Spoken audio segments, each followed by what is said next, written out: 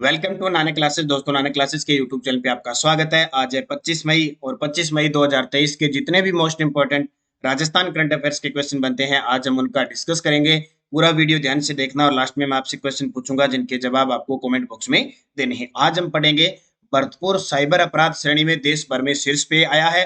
8वां अंतर्राष्ट्रीय youth festival Ghoomar 2022-23 का आयोजित हुआ और नागौर जिला प्रशासन का प्रकाश एक अभियान संचालित हुआ। यह किस विषय पर आधारित था, पूरी चर्चा इस वीडियो के माध्यम से करेंगे। डेली 8 बजे आपको करंट अफेयर्स की क्लास ये मिलती है। संडे के दिन वीकली और फिर मंथली क्लास मिलती है। तो कोई पुरस्कार है, खेल परिदृश्य योजना, सब आपको यूट्यूब पे दिए गए हैं। आप कोई भी करंट अफेयर से संबंधित कोई भी बातें पढ़ना चाहते हो तो नाम लगाइए, भाई नानक क्लासेस कीजिए, आपको सारी चीजें प्राप्त हो जाएगी। तो स्टार्ट करें आज की क्लास। सभी विद्यार्थियों को गुड मॉर्निंग। और सबसे पहले कल ने हमने जो पढ़ा था उसका रिवाइज करते हैं। कल हमने पढ़ा देश भर के बांधों की भूकंप और दूसरी प्राकृतिक आपदाओं से सुरक्षा का राष्ट्रीय केंद्र कहां बनाया जाएगा? MNIT जयपुर के अंदर। मेरठ में आयोजित मध्य क्षेत्र Raj Singh Dungarpur under 14 cricket tournament का विजेता कौन सा राज्य रहा? राजस्थान। राजस्थान के कितने चिकित्सा संस्थानों को भारत सरकार से क्वालिटी सर्टिफिकेट मिला है? 17। इंडिया ओपन शूटिंग में जयपुर की शिखा चौधरी ने कौन सा पदक जीता? रजत। और इनके पिता ने भी रजत पदक जीता। राजमाता गायत्री देवी पुरस्कार 2023 से किसे सम्मानित किया जाएगा? तो एक तो शिल्प सर्जन संस्था है जयपुर की और एक है सबका घर आश्रम दौसा। और राजस्थान साहित्य अकादमी की ओर से विशिष्ट साहित्य सम्मान 2022-23 से किसे प्रदान किया गया? हनुमानगढ़ के रामस्वरूप किसान को। ये कल के क्वेश्चन थे। इसकी क्विज मैंने टेलीग्राम पे नानक क्लासेस शिवसर नाम से है उस पे डाल दी और पीडीएफ भी आपको वहां मिल गई। कई बार कल नहीं मिलती है तो आज सुबह आपको प्राप्त हो जाती है। और मैं आप सभी को बता देता हूँ, आप मेरे फेसबुक पेज को ज्वाइन कर सकते हैं। नानक क्लासेस शिवसर नाम से फेसबुक पेज है, उसमें मैं आपको छोटे छोटे वीडियो, महत्वपूर्ण सूचना जो भी होती है मैं उपलब्ध करवा रहा हूँ। तो आप जरूर ज्वाइन कीजिए फेसबुक पे नानक क्लासेस शिवसर नाम से। स्टार्ट करें आज की क्लास। पहला प्रश्न आपके सामने, भारतीय साइबर अपराध समन्वय केंद्र की जारी साइबर अपराध श्रेणी में कौन सा जिला देश भर में प्रथम स्थान पर रहा है? यानी सबसे ज्यादा जो साइबर अपराध हुआ है वो अपने राजस्थान के भरतपुर जिले में हुआ है। ये रिपोर्ट आई है गृह मंत्रालय की। किसकी? गृह मंत्रालय की रिपोर्ट आई है। भारतीय साइबर अपराध समन्वय केंद्र है गृह मंत्रालय के अंदर, उसके द्वारा ये रिपोर्ट जारी की गई है जिसमें साइबर अपराध होने की श्रेणी में सबसे ज्यादा जो साइबर अपराध हुए हैं वो पूरे देश में हमारे राजस्थान के भरतपुर जिले के अंदर हुए हैं। उसके बाद में नूह, मथुरा, गुरुग्राम इनके नाम आते हैं। देखिए पूरी डिटेल। भारतीय साइबर अपराध समन्वय केंद्र ने जारी की साइबर अपराध के शीर्ष 10 स्थानों की सूची जारी की है। साइबर अपराधों में राजस्थान का भरतपुर जिला देश भर में नंबर 1 पर आया है। देश भर में देश में होने वाले साइबर अपराधों के 16% मामले अकेले भरतपुर से आ रहे हैं। साइबर अपराध तो आप बात समझ गए, रोज बताता हूं मैं। इंटरनेट के माध्यम से जो चोरी होती है ना, ठीक है, इंटरनेट के माध्यम से जो चोरी होती है, अपराध होता है, यानी कहते हैं ऑनलाइन अपराध जिसको, ठीक है, वो सबसे ज्यादा 16% मामले आए हैं भरतपुर से। केंद्रीय गृह मंत्रालय के भारतीय साइबर अपराध समन्वय केंद्र ने गत 3 वर्ष के साइबर अपराधों के डेटा को एकत्रित कर सूची जारी की। आए दिन आप सुनते हैं ना, उसके खाते से ये पैसे निकल गए, उसके साथ ये फ्रॉड हो गया, आज उसके साथ हो गया, आज उसकी ओटीपी से वो हो गया। ये सारे साइबर अपराध हैं।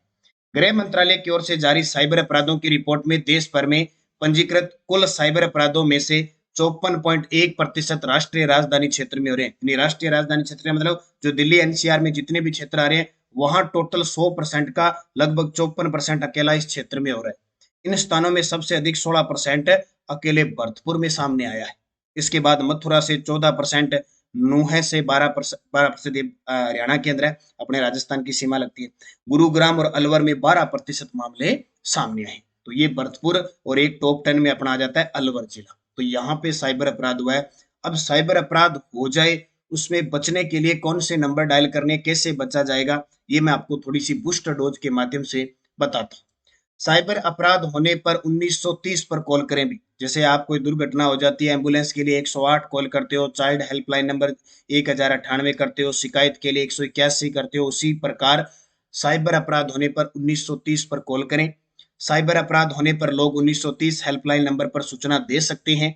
अगर पीड़ित अपराध होने के 1 घंटे में 1930 हेल्पलाइन नंबर पर कॉल करके सूचना देते हैं तो एक खाते से दूसरे खाते में रुपए ट्रांजैक्शन को रोका जा सकता है। इन ट्रांजैक्शन होता है ना, उसको रोकने में मदद की जा सकती है।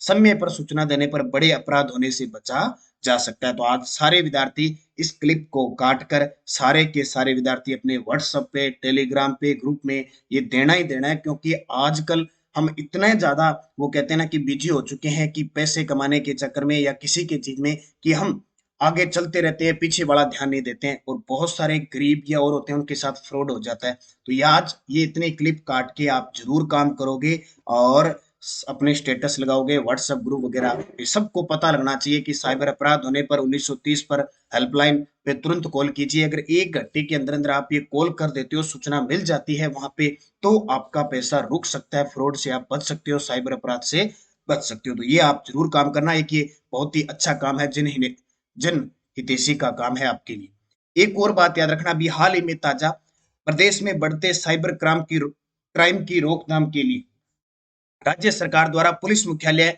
स्तर पर साइबर क्राइम यूनिट की स्थापना की गई। तो ये याद रखना इंपॉर्टेंट बात है, प्रदेश में बढ़ते साइबर क्राइम की रोकथाम के लिए राज्य सरकार द्वारा पुलिस मुख्यालय स्तर पर साइबर क्राइम यूनिट की स्थापना की गई है। ये याद रखना, राजस्थान पुलिस का मुख्यालय जयपुर के अंदर है और डीजीपी है उमेश मिश्रा। और कल परसों ही उमेश मिश्रा ने एक साइबर अपराध के लिए हैक्थोलॉन पोर्टल भी लॉन्च किया है, वो भी आपको याद रखना है। और राजस्थान में पहला साइबर थाना है वो जयपुर में स्थापित किया गया, पहला। फिर दूसरा जोधपुर में है और एक उदयपुर के अंदर है। 2-3 साइबर थाने खोले जा चुके हैं, एक तो नहीं सॉरी जयपुर के अंदर है, फिर एक जोधपुर के अंदर खोला गया है और एक भरतपुर में। और देखो भरतपुर में इतना है तो भरतपुर में खोला गया है, और सरकार का टारगेट है कि 33 के 33 जिलों में हम साइबर थाना खोलेंगे। और साइबर पार्क पूछे तो वो है जोधपुर के अंदर। ये क्वेश्चन बहुत इंपॉर्टेंट है, और ये जो मैंने बात बताई है बूस्ट डोज वाली, इस पे जरूर अमल करना। दूसरा प्रश्न, 40वीं सार्स गणना के अनुसार भरतपुर में सार्स की संख्या पाई गई है। हाल ही में सार्स की गणना की गई है अपने राजस्थान के अंदर, और भरतपुर में सार्स की संख्या कितनी पाई गई है? तो भरतपुर में जो टोटल सार्स है वो 185 है। कितने? 85। और हम जब वन्य जीव शुभंकर की बात करते हैं तो भरतपुर जिले का वन्य जीव शुभंकर भी कौन सा है? सार्स। और यहाँ पे कौन से आते हैं? साइबेरियन क्रेन आते हैं। ठीक है, देखो, केवलादेव घना नेचुरल हिस्ट्री सोसाइटी तथा वन विभाग के सहयोग से 40वीं सार्स की गणना की गई। किसके द्वारा? केवलादेव घना नेचुरल हिस्ट्री सोसाइटी, यानी अलग अलग संस्था होती है, और वन विभाग के सहयोग से 40वीं सार्स गणना की गई। इस गणना में भरतपुर जिले में कुल 185 सार्स मिले हैं, कुल 185 सार्स मिले हैं। 39वीं गणना में 73 सार्स मिले। ठीक है, तो 40वीं जन जो गणना हुई, सार्स गणना, उसमें 185 मिले हैं। 39वीं उसमें सिर्फ 73 थे। इस गणना के अनुसार देखो, केवलादेव घना पक्षी अभ्यारण्य में सिर्फ 12 सारसी हैं। कम्मा, ये जो है ना क्षेत्र आपका भरतपुर के अंदर, कामा कम्मा नहीं है, कामा का नोनेरा क्षेत्र है, वहां पे 81 सार्स मिले हैं। डीग के साई खेड़ा में 90 है, और उत्तर प्रदेश क्षेत्र में जो आते हैं, यानी केवलादेव घना पक्षी अभ्यारण्य कुछ उधर साइड में, तो 2 सार्स देखे गए हैं, टोटल 185। अब आपको याद रखना, केवलादेव घना पक्षी अभ्यारण्य में सिर्फ 12 है। ठीक है, कभी ऐसा था कि 1983 के अंदर 258 थे। कितने? 1983 में 258, 1986 में 203, ये घटती गई संख्या, और 2022 के अंदर मात्र 12 रह गई। 2022 में है मात्र 12 रह गई। ठीक है, और भरतपुर का वन्य जीव शुभंकर कौन सा है? सार्स।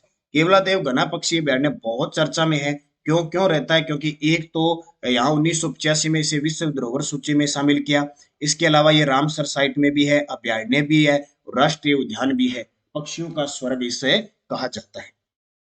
तीसरा प्रश्न देखो, 18वें अंतरराष्ट्रीय यूथ फेस्टिवल घूमर 2022-23 का आयोजन कहाँ किया गया? 18वें अंतरराष्ट्रीय यूथ फेस्टिवल घूमर 2022-23 का आयोजन कहाँ किया गया? तो ये विश्वविद्यालय, राजस्थान विश्वविद्यालय के अंदर किया गया। राजस्थान विश्वविद्यालय की कुलपति याद रखना राजीव जैन है। कौन है? राजीव जैन इसके कुलपति हैं।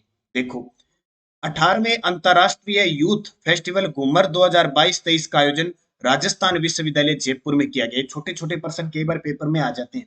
एक चीज याद रखना, यूथ फेस्टिवल की बात आई है तो एक राजस्थान युवा बोर्ड बना है। राजस्थान युवा बोर्ड द्वारा 15 से 19 वर्ष की आयु वर्ग के युवा कलाकारों हेतु महोत्सव का आयोजन करेगी। अब ये वर्ष याद रखना, कई बार पूछ लेता है, 15 से 19 वर्ष की आयु वर्ग। और 18 और 19 अप्रैल 2023 को शेखावटी युवा महोत्सव का आयोजन सीकर में किया गया था। तो ये कुछ पॉइंट एक्स्ट्रा होते हैं, मैं आपको बता रहा हूँ। चौथा प्रश्न, खुड़ियाला और घूमर। घूमर जो नृत्य है अपने राजस्थान का राज्य नृत्य है, और गणगौर पर सबसे ज्यादा घूमर नृत्य का आयोजन किया जाता है। खुड़ियाला गांव जोधपुर को स्मार्ट बनाने के लिए किस विश्वविद्यालय द्वारा गोद लिया गया है? एक खुड़ियाला गांव है जोधपुर के अंदर, उसको स्मार्ट बनाने के लिए किस विश्वविद्यालय द्वारा गोद लिया गया है? तो जो कृषि विश्वविद्यालय मंडोर जोधपुर के अंदर, अपने राजस्थान में 5 कृषि विश्वविद्यालय, पहला केशवानंद कृषि विश्वविद्यालय बीकानेर में है, एक जोबनेर कृषि विश्वविद्यालय, श्री कर्ण नरेंद्र कृषि विश्वविद्यालय जयपुर के अंदर है, एक कृषि विश्वविद्यालय जोधपुर में है, एक कृषि विश्वविद्यालय कोटा के अंदर है, और एक महाराणा प्रताप कृषि विश्वविद्यालय उदयपुर के अंदर है। तो मंडोर कृषि विश्वविद्यालय जोधपुर वाला है, उसने खुड़ियाला गांव जोधपुर को स्मार्ट बनाने के लिए इस गांव को गोद लिया है। तो कृषि विश्वविद्यालय जोधपुर द्वारा खुड़ियाला गांव जोधपुर को स्मार्ट बनाने के लिए गोद लिया गया है। इस गांव में लगभग 800 से अधिक पेड़ पौधे लगाकर पार्क विकसित किया जाएगा, और महिलाओं में उद्यमिता विकसित करने के लिए गांव में मसाला ग्रेडिंग और पिसाई मशीनें लगाई गई। यानी कैसे करके इस गांव को हर एक तरीके से क्या करना है, स्मार्ट बनाना है। कौन सा? खुड़ियाला गांव। प्रश्न पेपर में तो ऐसे आ जाते हैं, जैसे कल परसों आया था ना हॉकी वाली सरपंच, वैसे कि खुड़ियाला गांव चर्चा में रहने का कारण, तो उसे हाल ही में स्मार्ट बनाने के लिए क्या लिया गया है? गोद लिया गया है।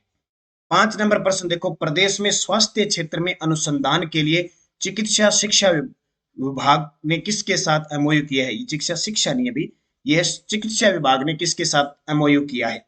प्रदेश में स्वास्थ्य क्षेत्र में अनुसंधान के लिए चिकित्सा विभाग ने किसके साथ एमओयू किया है? तो ये किया है मैनचेस्टर विश्वविद्यालय यूके, यानी ग्रेट ब्रिटेन के साथ समझौता किया है। हम पढ़ते हैं ना राजस्थान का मैनचेस्टर भीलवाड़ा, यानी मैनचेस्टर सूती वस्त्र जो कि सबसे ज्यादा जो कारखाने हैं वो यूके इंग्लैंड के अंदर है मैनचेस्टर में, तो इसलिए उपाधि दी जाती है, जैसे भारत का Manchester Ahmedabad.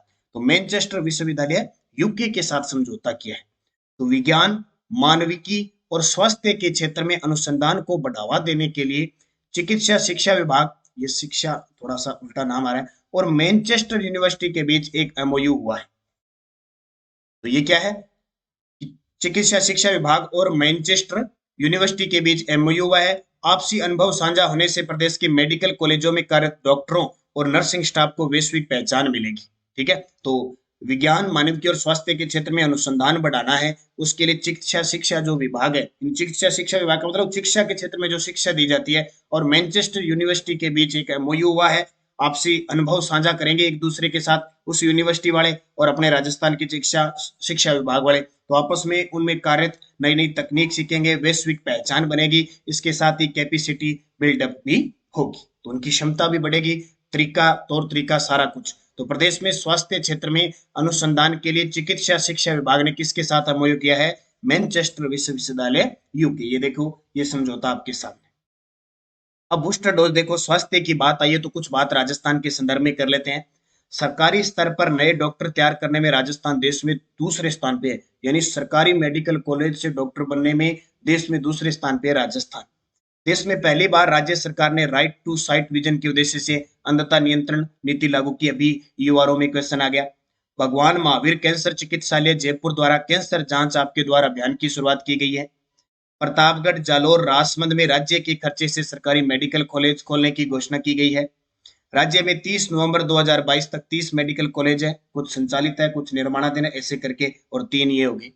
Right to health अधिकार पास करने वाला पहला राज्य है राजस्थान। और बजट घोषणा 2023-24 में जयपुर की RUHS यानी Rajasthan university of health science की तर्ज पर बोरावास जोधपुर में मारवाड़ मेडिकल यूनिवर्सिटी की घोषणा की गई है। तो ये स्वास्थ्य के क्षेत्र में कुछ बातें थी, मैंने बता दिया। राजस्थान के चिकित्सा मंत्री कौन है? प्रसादी लाल मीणा। और राजस्थान देश का पहला राज्य है जहां लगभग 85 से 90% नागरिकों के पास स्वास्थ्य बीमा का अधिकार है। तो ये सारी चीजें बहुत इंपॉर्टेंट है आपके लिए। छठा प्रश्न देखो, किस जिले में प्रकाश एक अभियान सभी आयाम आओ चले प्रकाश की ओर पढ़े पढ़ाएं बच्चों को आगे बढ़ाएं की शुरुआत की थी?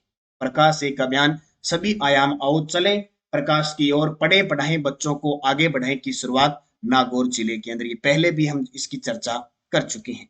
तो नागौर जिला प्रशासन और बाल कल्याण समिति के संयुक्त तत्वाधान में संचालित इस अभियान के तहत किसी कारणवश शिक्षा से वंचित, विकास व स्वास्थ्य सुविधाओं से दूर बच्चों को मुख्य धारा से जोड़ा जाए। तो बस अभियान का नाम याद रखना है आपको, ठीक है? जैसे माटी परियोजना बीकानेर की, स्वराज अभियान बांसवाड़ा, इसके अलावा भीम आर्यभट्ट की तरफ भीम मिशन भीम चलाया गया, दौसा के अंदर बहुत सारे अभियान है, मिशन आंचल चलाया गया करौली के अंदर। ठीक है, तो ये अभियान आपको अच्छे तरीके से याद रखना।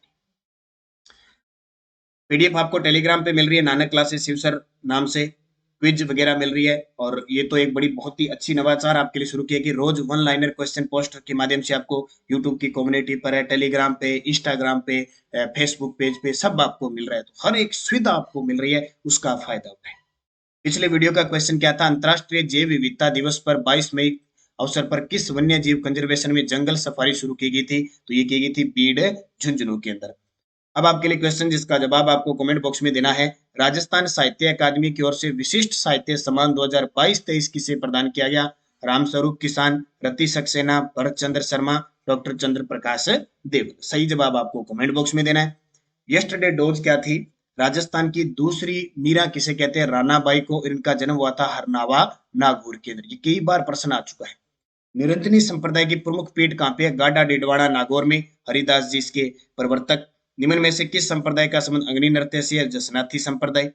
मीरा ने अपना अंतिम समय कहाँ बिताया? द्वारका गुजरात में। और दादू पंथ में नागा साधु वर्ग किसने प्रारंभ किया? सुंदरदास जी ने। ये क्वेश्चन रोज शाम को 9 बजे की क्लास में मिलते हैं, तो वहां आप पढ़ते हो तो यहाँ तो आपको दिक्कत आई नहीं। अब आपके लिए नेक्स्ट रोज जो रात 9 बजे मैंने मेले व त्योहार दिए थे।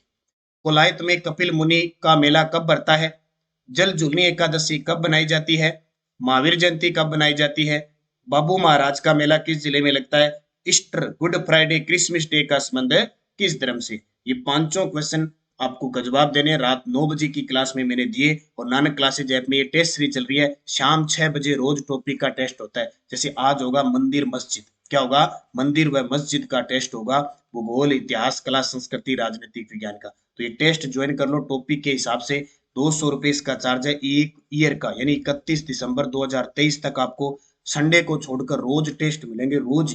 यानी एक टेस्ट सीरीज पूरी हुई, दूसरी स्टार्ट। एक टेस्ट सीरीज जैसे एक पूरी हो चुकी है, दूसरी चली हुई है, पूरी होती तीसरी चलेगी। बदल बदल के प्रश्न आते रहेंगे और 9 बजे यूट्यूब पे मैं करवाता रहूंगा। तो ये ज्वाइन कर लो, बहुत इंपॉर्टेंट है आपके लिए खास।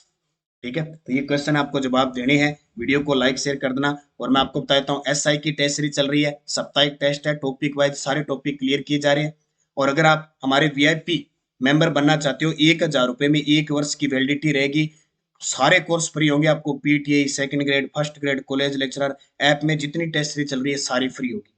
असिस्टेंट प्रोफेसर की टेस्ट सीरीज चल रही है, अभी जल्द ही इसकी विज्ञप्ति जारी होने वाली है। ठीक है, और सेकंड ग्रेड की चल रही है। पीटीआई फर्स्ट पेपर और सेकंड पेपर की टेस्ट सीरीज शुरू हो चुकी है अभी। नानक क्लासेज ऐप में जाके ज्वाइन कर लेना। ये फर्स्ट ग्रेड की टेस्ट सीरीज चल रही है और ये फेसबुक पेज है, इसे ज्वाइन कर लेना भाई, नई नई चीजें आपको मिलती रहेगी।